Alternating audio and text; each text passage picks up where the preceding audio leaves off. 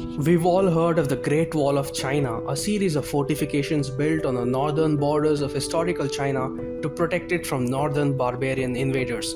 But have you heard of the Wall of Rajgir? The Cyclopean Wall of Rajgir is a 40-kilometer long wall of stone which encircled the ancient city of Rajgriha, that is present-day Rajgir in Bihar, to protect it from external enemies and invaders.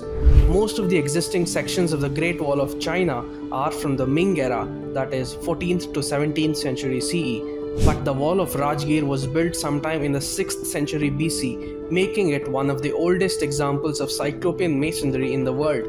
The walls of Rajgir are more than 1,000 years older than the Great Wall of China, and yet most Indians would never have heard of this. So why is Rajgir important and what is its role in the history of ancient India? Let's take a look. Now, most of us have heard of the Mauryan Empire and know that Magadha was at the center of the empire of the Mauryas.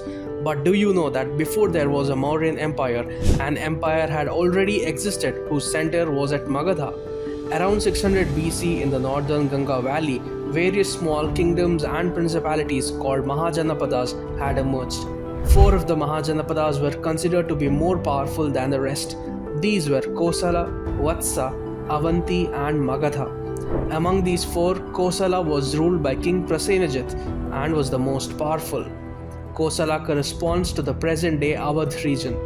Kosala had conquered the neighboring kingdoms of Kashi and the Shakyas, making Kosala the dominant power. Kosala's eastern neighbor was the kingdom of Magadha, situated in today's southern Bihar region. So how did Magadha go from being a small kingdom to this almighty imperial power?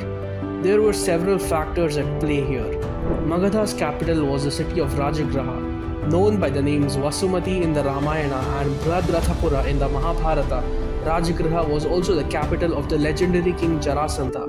Rajagriha was surrounded by a perimeter of 5 easily defendable hills and could easily be secured against any external threat. Due to its proximity to the Chota Nagpur plateau, Magadha also had access to natural resources and raw materials like iron, copper, wood, etc. It was also closer to the forests in eastern India, which had greater populations of elephants which could be tamed and trained for sieges and battles. Due to its location in the middle Ganga valley, Magadha also had fertile soil and copious amounts of water, making the land fit for rice cultivation. Magadha was thus primed to become an imperial power. All that it needed was a powerful leader, and that leader was Bimbisara. Bimbisara became king at the young age of 15 years, sometime in the 5th century BC. Bimbisara was married to the sister of King Prasenajit, ruler of Kosala. He was also married to the daughter of the chief of the Vrijji Republic, which was to Magadha's north. Having thus secured the western and northern boundaries of Magadha through matrimonial alliances, Bimbisara now focused on the east. Magadha had a long-standing rivalry with its eastern neighbor Anga. Bimbisara attacked the Mahajanapada of Anga and conquered it. Bimbisara also maintained diplomatic relations with faraway kingdoms like Avanti and Gandhara. The rise of Magadha under Bimbisara in 5th century BC was one of the most significant events in the history of ancient India. But the person who transformed the fortunes of Magadha met a tragic end. Bimbisara was imprisoned by his son Ajatashatru and he would later die in prison. But the story of Magadha isn't over yet. Ajatashatru, the powerful Nanda dynasty, and then Chandragupta Maurya would later take the kingdom of Magadha to new heights.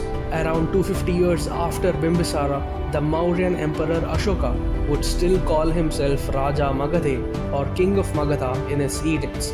This shows Magadha's supreme position in the ancient Indian political landscape, and it was Bimbisara who had laid the foundations for this. From a small kingdom to an imperial power that would dominate the Indian subcontinent, the story of Magadha needs to be retold in Indian history.